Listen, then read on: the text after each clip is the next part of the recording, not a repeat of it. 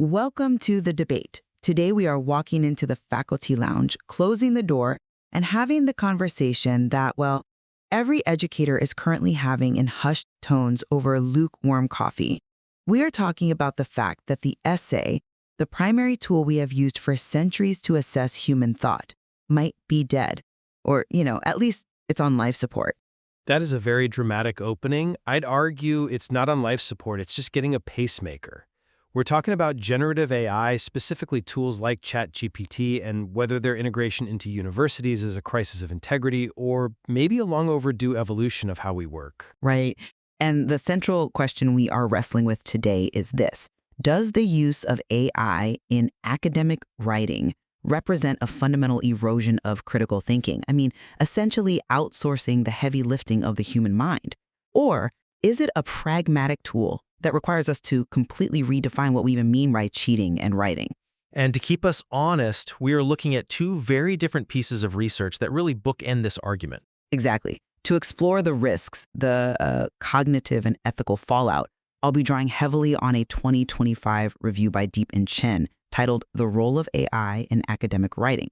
They take a very, very hard look at what happens to the brain when we stop doing the writing ourselves. And to provide the counter-narrative, the view from the trenches, so to speak, I will be referencing a fascinating mixed method study also from 2025 by Fawcett and Schiller. It's called ChatGPT in Academia, University Students' Attitudes Towards the Use of ChatGPT and Plagiarism.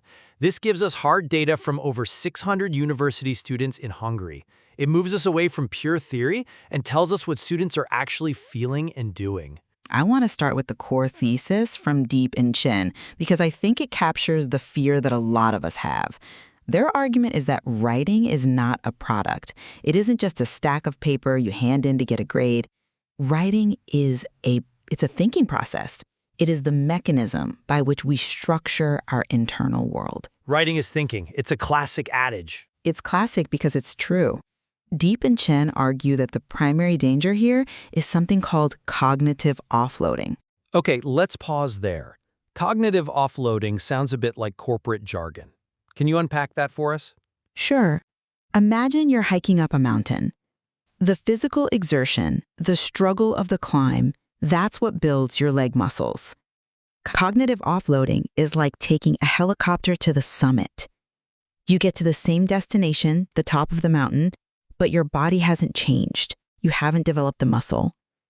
Deep and Chen suggest that when a student uses ChatGPT to draft an essay, they are bypassing the neural pathways required to formulate arguments, to organize logic, and to select vocabulary.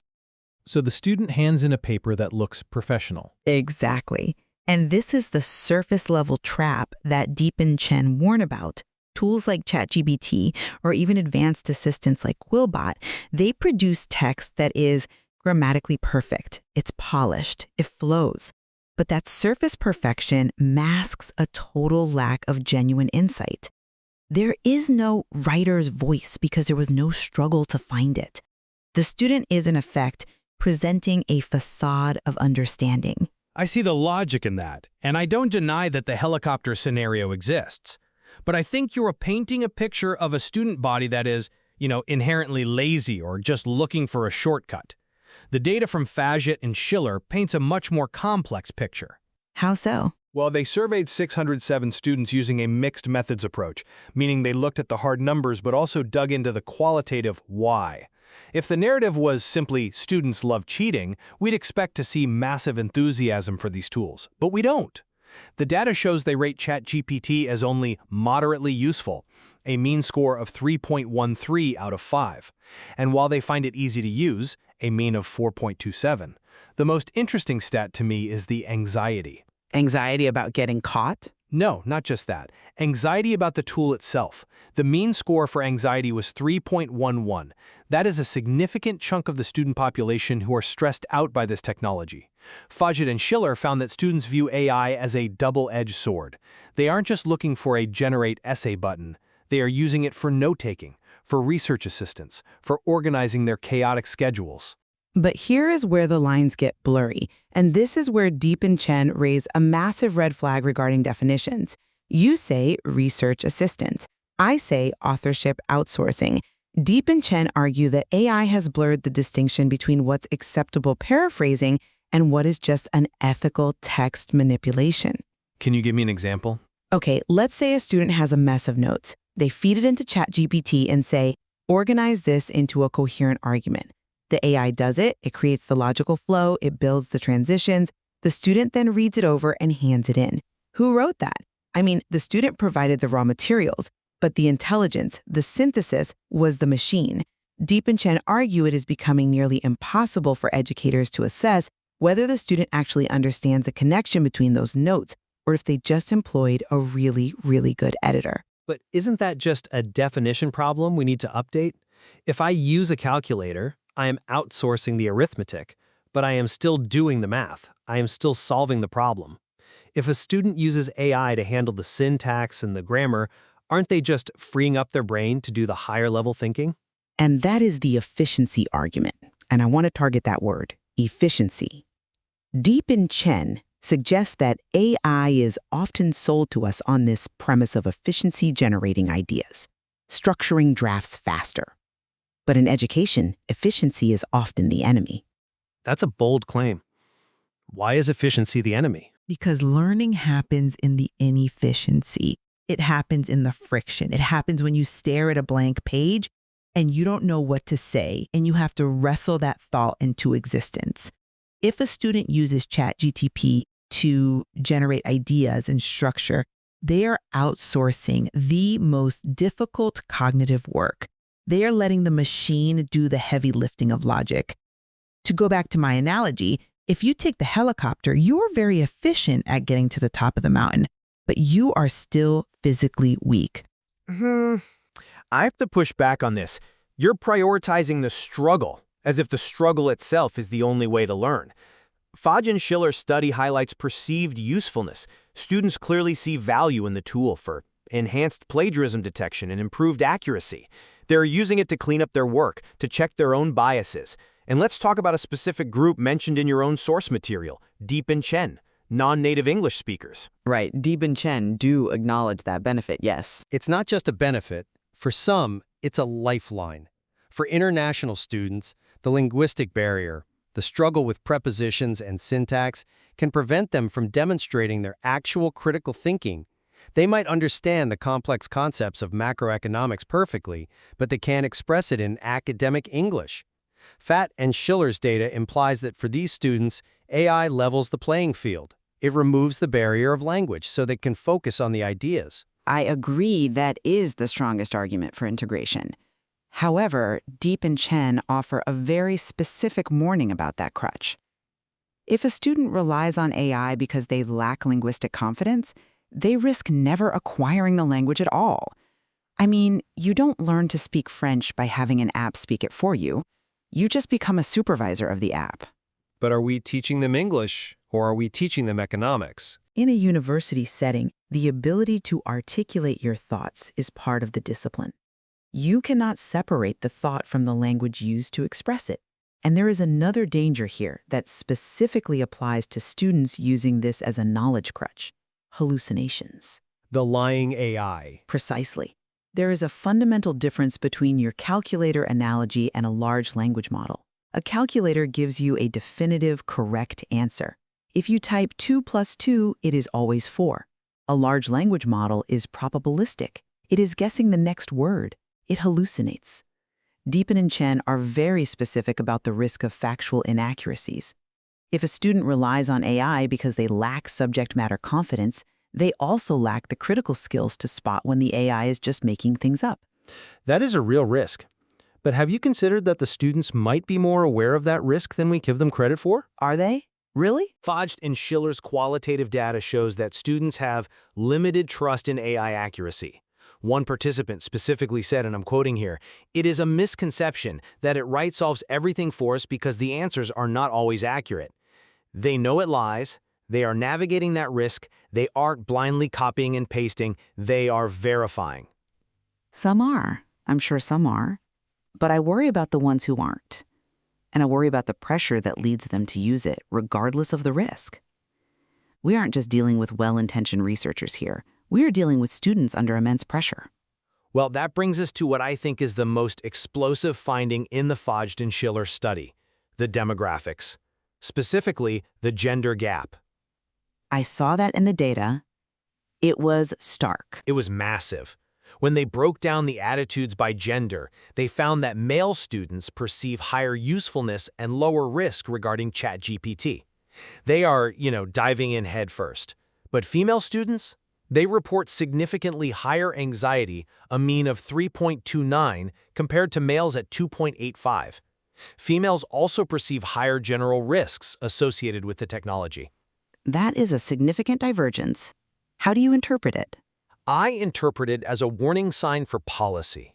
It suggests that strict, fear-based integrity policies, the kind that say, one strike and you're out, might disproportionately paralyze female students. They are arguably more conscientious, more worried about over-reliance, and more terrified of being accused of plagiarism. Meanwhile, the male students are focusing on utility and efficiency. We risk creating a digital divide where one group uses the tool to get ahead and the other group is too scared to touch it. That's a compelling narrative, and I certainly don't want to create inequity. However, looking at the correlation data in Fodge and Schiller, I see something darker lurking in those numbers. Darker than inequity? Potentially. You view the anxiety as a barrier we need to remove. You think the anxiety comes from unclear rules. But Fodge and Schiller found a correlation. It was 0.28 between justification for plagiarism and perceived usefulness. Break that down for me. It means that the more useful a student finds the tool, the more likely they are to agree with statements that justify academic dishonesty. They start to rationalize. Deep and Chen argue that AI obscures the distinction of authorship. My fear is that the anxiety female students are feeling might actually be a healthy moral compass. They feel anxious because they intuitively know that using this tool is crossing a line. So you're saying the male students aren't anxious because they've successfully rationalized the cheating? I'm suggesting that normalization of the technology correlates with the rationalization of dishonesty. The more useful it becomes, the more we tell ourselves, well, everyone does it, or it's just a tool. If a student feels anxious, it might be because they know they aren't doing the work. They should be seeking a tutor, a human connection, not a text generator. The anxiety stems from the fact that deep down, they know they are effectively faking it. I think that is a very harsh interpretation of student anxiety, and frankly, a bit cynical. Fodge and Schiller explicitly link that anxiety to social influence and the pressure to meet teacher expectations. They aren't anxious because they are secret villains.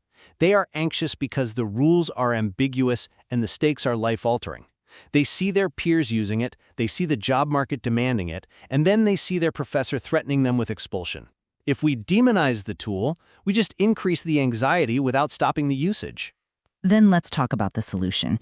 Because we can agree that the current state of limbo, where students are anxious, teachers are suspicious, and the tools are getting better every day, is unsustainable.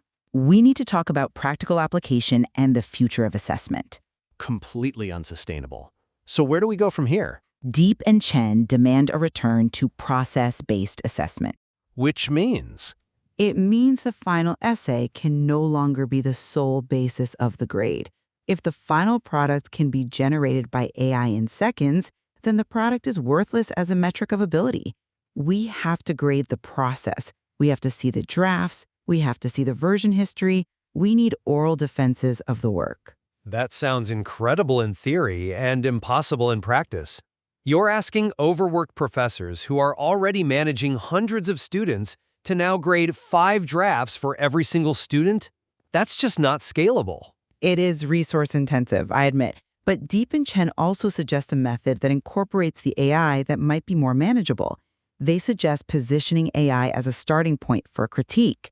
How would that work? Imagine the assignment isn't, write an essay on the French Revolution. The assignment is, here is an essay on the French Revolution generated by ChatGPT. Critique it. Find the lack of nuance. Find the factual errors. Improve the arguments.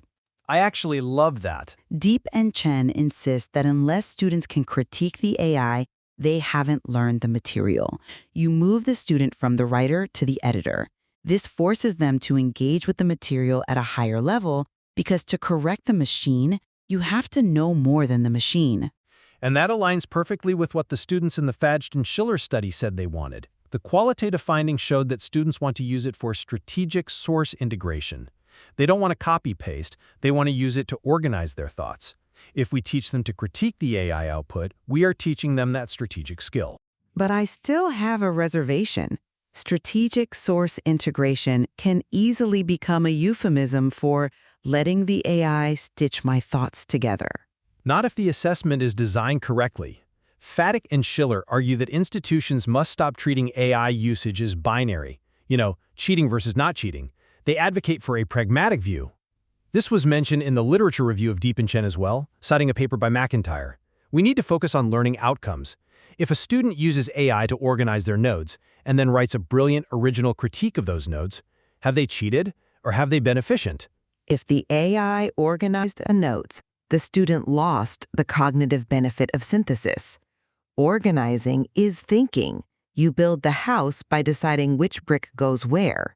If the AI hands you a pre-assembled wall, you haven't built anything. You've just installed it. But if the goal is to build a house, maybe installing pre-assembled walls is the smart move. Not if you are in architecture school. If you are learning how to build, you need to lay the bricks. And this brings us back to the risk of the surface level trap. The student hands in a pre-assembled wall that looks perfect, but it has no structural integrity because the student doesn't know how it was put together. I see why you think that, but let me give you a different perspective from the Fadge and Schiller conclusion. They argue that this structural integrity you talk about is evolving. They found that positive attitudes toward technology correlate with perceived usefulness. The students who are going to succeed in the future are the ones who know how to inspect the pre-assembled wall, not the ones who insist on making every brick by hand. Or as we graduate a generation of building inspectors who have never mixed cement. And when the walls start to crack, they won't know how to fix them because they never learned the fundamentals of the material. Touché, that is a valid fear. But let's look at the recommendations, because we need a path forward. Fadge and Schiller conclude that academic integrity must be redefined to include AI literacy. We cannot just say don't use it. We have to teach strategic utilization. We have to show them the gender gap data, show them the hallucination risks, and teach them how to use the tool without losing their soul. And Deep and Chen conclude that we must ensure AI remains a virtual tutor and never becomes the author.